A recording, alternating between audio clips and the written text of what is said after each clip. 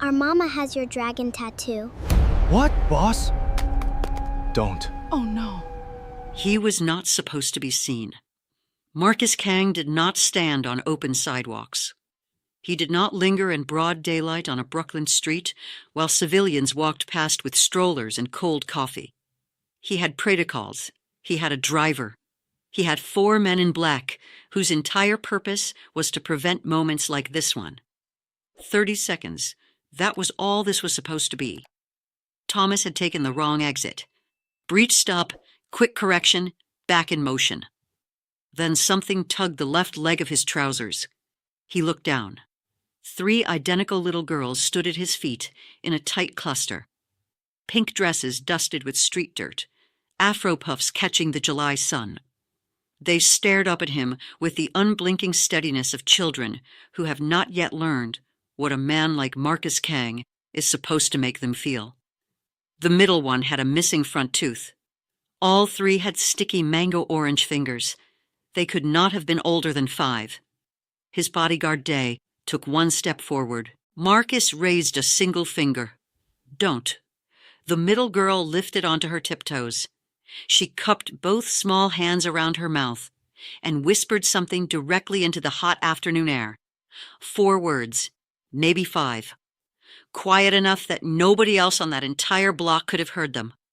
Marcus Kang's phone slipped from his ear and hit the pavement.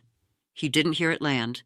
He didn't feel the July heat or the pressure of the meeting he was already late to. His face, a face that has sat across tables from men who deal in violence the way other men deal in money, drained of every trace of color in a single heartbeat. Day had worked beside Marcus Kang for 11 years. He had never once seen that face. What did that little girl whisper? And why did the most feared man in 3 boroughs just go completely, utterly pale? If this story already has you, hit subscribe right now and ring that bell, because this one goes somewhere you will not see coming. The dragon on Marcus Kang's neck did not come from a parlor wall. It came from his grandmother. Busan, 1999. Marcus was 19, leaving for New York with 1 bag and $400. The night before his flight, she drew a dragon on the back of a grocery receipt, coiled, precise, every scale rendered in careful ballpoint ink. She pressed it into his palm without ceremony. "So you carry home with you," she said, "even when home does not want you back." He got the tattoo 3 weeks after landing, at a Koreatown studio run by a man named Jin, who worked without music or conversation. The dragon climbed from his left chest across his shoulder and up his neck, exactly as his grandmother drew it. Nothing added, nothing changed. The only permanent thing in a life built entirely on temporary arrangements. He never expected to explain it to anyone. Then came Seoul. October 2016. A hotel bar near Insadong on a rainy Tuesday night. Marcus was there for meetings with the Park family. She was there on a journalism fellowship, cheerfully mispronouncing every Korean syllable she attempted. He corrected her without meaning to. She laughed instead of going quiet. That was the moment. He knew it and said nothing. Her name was Naomi. For 4 days she had no idea who he was. He let that stay true. No title, no syndicate, no performance of authority. Just Marcus. Just a man sitting across from a woman who made him forget to be careful. On the last night, she found the dragon, traced it with 2 fingers in the dark, and asked what it meant. He told her the truth, the grandmother, the receipt, all of it. She was quiet a long moment. Then, "I want one. Exactly the same. So I always know where to find you." 3 months later, she flew to New York. Marcus had already called Jin. The appointment was set. No message, no explanation. She vanished so completely, he spent 6 weeks convinced something had happened to her. When nothing surfaced, he made the only calculation left. She had chosen to disappear. He locked it behind a door he did not revisit and returned to work. He never removed the dragon. For 8 years, he told himself he had stopped wondering why. Until 30 seconds ago, that door came off its hinges. Marcus crouched down slowly, not the way powerful men crouch, performing patience for an audience. He went down because his legs made the decision before his mind caught up. The pavement came level with his knees. The July heat rose off the concrete in visible waves. His 4 bodyguards stood frozen in a loose arc behind him. Every protocol they had ever trained for, suddenly useless against this particular situation.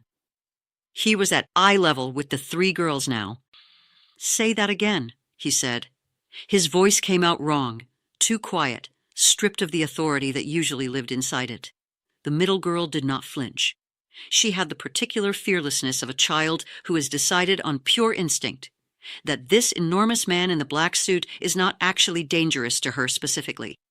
She cupped both hands around her mouth again, leaned forward with the solemn focus of someone delivering very important information, and repeated herself with slow, patient clarity. "Our mama has the same dragon. On her shoulder. She cries sometimes when she looks at it in the mirror. We asked her why, and she said it's because she left someone behind, who she should not have left." Marcus did not move. Behind him, Day cleared his throat. Marcus did not hear it. He was looking at the 3 girls the way he looked at evidence, searching for the detail that confirmed what the rest of him already knew. The architecture of their faces, the particular angle of the jaw on the bold one, the way the quiet one on the left had been studying him since the beginning without blinking once, as though she was cross-referencing him against a description she had memorized. "What is your name?" he asked the middle one. "Ava," she said, pointing to herself. Then left. "That is Jade. Then right. And Raina. We are the same, but we are different." "How old are you?" Ava held up 5 fingers. Reconsidered. 5.5, she corrected, with the gravity of someone for whom that half-year was significant information. Marcus was very good at numbers. He had always been very good at numbers. He looked at Jade, the quiet one, the one who had not stopped watching him. She leaned toward Ava and whispered something. Ava nodded seriously and looked back at Marcus. "She wants to know if you are the Dragon Man," Ava reported. Something moved inside his chest like a fault line shifting.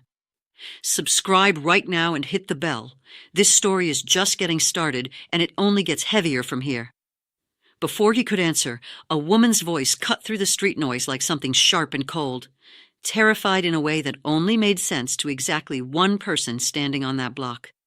"Ava, Jade, Raina, step away from that man, right now."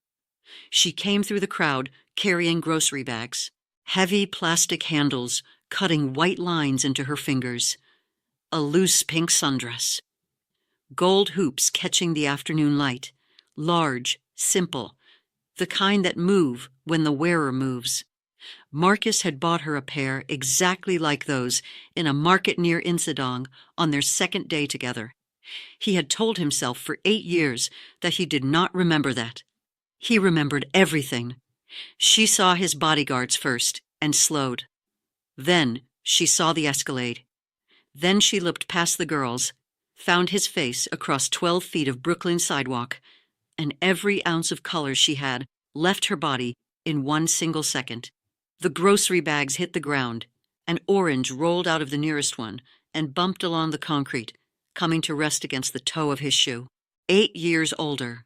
Tired in the way that is not about sleep, the kind of tired that lives in the jaw and the set of the shoulders, in the way a person stands like they have been bracing for impact for so long that straight-back tension has become their natural posture. But it was her, completely unmistakably, devastatingly her. The girls ran back toward her. She grabbed Jade and Raina by the arms and took one step backward, her eyes locked on Marcus. They were not angry eyes. They were the eyes of a person calculating every exit on the block simultaneously. "Walk to the car," she told the girls, her voice dropping low. Ava did not move. "Mama, do you know him?" Noami's silence answered every question in the room. Marcus stood to his full height. He did not step toward her. He was very deliberate about that, about keeping the distance, about not letting his body do what every instinct was telling it to do. One word, just her name. She flinched as though he had thrown something at her. Her left hand rose automatically to her right shoulder, a reflex she was not aware of making. The thin strap of her sundress had shifted in a movement. Just slightly. Just enough. The dragon was there, black ink, precise and unmistakable, curled across her right shoulder in the exact design Jin had rendered from his grandmother's drawing. Because Marcus had emailed her the file 3 months after Seoul with a single line, "Whenever you are ready." He had never deleted that email. He had checked it once in 2019 at 2 in the morning to confirm it was still sitting there, unread. It was not unread. She had opened it 47 times. She got the tattoo without him. She carried the dragon for 8 years alone and never once reached back through the silence to tell him. Marcus stared at the ink on her shoulder and felt something crack open in the center of his chest. Not pain exactly, but the specific sensation of a door you bricked over being forced from the wrong side. "You kept it," he said. It was not an accusation. It did not need to be. Naomi's jaw tightened. "I have to go." "How old are they, Naomi?" It was not a question. The flatness of his voice made that clear. She met his eyes. In them he saw 8 years of survival, of decisions made alone in the dark, of a woman who chose running so completely she forgot what standing still felt like. 5, she said. He nodded once, slowly. 5.5, he corrected, and his voice broke on the last syllable in a way that Day would never speak of to any living person for the rest of his life. She had been in New York. That was the part that landed last, and it landed the hardest. Not Seoul, not the disappearance, not 8 years of silence. She had been in the same city. She had watched him. She had stood close enough to see what he did and made her decision in real time, on a concrete stairwell, with his child already growing inside her. "The parking garage," he said. 39th Street. Naomi did not ask how he knew she meant that night specifically. The fact that he knew immediately told her everything about how deeply that night lived in him, too. She looked at the sidewalk. Her fingers were shaking where they gripped Jade's arm. "I followed you from the hotel," she said quietly. "I had just found out that morning. I was going to tell you. I had rehearsed it the entire flight. And then I watched you for 4 minutes in that stairwell, and I walked straight to the airport, and I never came back." Ava had drifted back toward him without either adult noticing. She had taken hold of the sleeve of his jacket with 2 fingers. Not pulling, just holding. He did not look down. He did not pull away. "You should have told me," he said. "You would have kept them." Her voice did not waver. "You would have loved them completely and kept them inside something I had no power to protect them from. I know you, Marcus. I knew you then, and I know you now. You would have burned the world down to keep them safe, and the burning would have been the thing that destroyed them." Marcus looked at his daughters. Raina was crouched near the orange she had retrieved from the pavement, examining it with focused concentration. Jade had not stopped watching him since the moment he crouched down. Ava was still holding his sleeve with 2 quiet fingers. He thought about the man on 39th Street. He thought about what Naomi had seen from that stairwell, and what it must have confirmed in her, what door it must have closed forever in a single 4-minute window. He did not defend it. He knew what he was with the same clarity with which he knew everything else about himself. But he also knew that clarity had a cost. And that cost was standing on a Brooklyn sidewalk in a pink sundress, trembling, refusing to break eye contact. "What do they know about their father?" he asked. Naomi's eyes went bright. Her jaw stayed iron. "That he is somewhere in the world," she said, "and that he does not know about them." It was the most generous lie anyone had ever told on his behalf. If this story is sitting heavy on you right now, subscribe, share it, and stay with us. The next chapter is the one that changes everything. He already knew what it was before he looked. Day. 1 message, 4 words. Cho vehicles, block, now. Marcus did not look up from Naomi's face. He did not change his expression. He simply processed the information the way he processed all critical information. Quickly, cleanly, without visible reaction. "There are people coming," he said. "People who have been waiting 8 months for a clean opportunity. In approximately 40 seconds, this street becomes somewhere your daughters cannot be." Naomi's grip tightened on Jade's arm. "Get in the car," Marcus said. "Not a request." "Marcus, Naomi." His voice dropped to the register that ended conversations. "We have everything left to fight about. We will fight about all of it, but not on this block in the next 30 seconds. She looked at him, searched his face for the version of him she had seen in that parking garage stairwell 8 years ago. The cold machinery of it, the absolute absence of hesitation. She was looking for a reason to run. Marcus crouched down to Ava's eye level one final time. The middle girl held his gaze with that same grave, unhurried steadiness she had carried since the moment she first tugged his trouser leg. He looked at her for exactly 1 second. "Are you the Dragon Man?" she asked. The same question, still waiting. "Yeah," Marcus said. "I am." Ava considered this with the full seriousness it deserved. Then she nodded once, turned around, and climbed into the Escalade like it was already hers. Naomi watched her daughter make in 3 seconds the decision she could not make in 8 years. She picked up her grocery bags. She got in. Before the final chapter. Subscribe, hit the bell, and share this with someone who needs to hear it. The last section is the one that stays with you. What happened next was not a fairy tale. The Cho vehicles were turned around, not by gunfire, but by 3 phone calls Marcus made from the back seat of the Escalade, while Raina climbed onto his lap without asking permission and fell asleep inside of 4 minutes. That detail undid him more thoroughly than anything that had happened on the street. He had faced men with guns pointed at his face and felt less exposed than he did in that moment, sitting in the dark of an armored SUV with a 5-year-old's full weight of trust pressing into his chest. Naomi did not forgive him that night. She did not forgive him the following week either. What she did was stop running, and after 8 years of motion, stillness turned out to be its own kind of courage, harder than flight, more expensive than fear.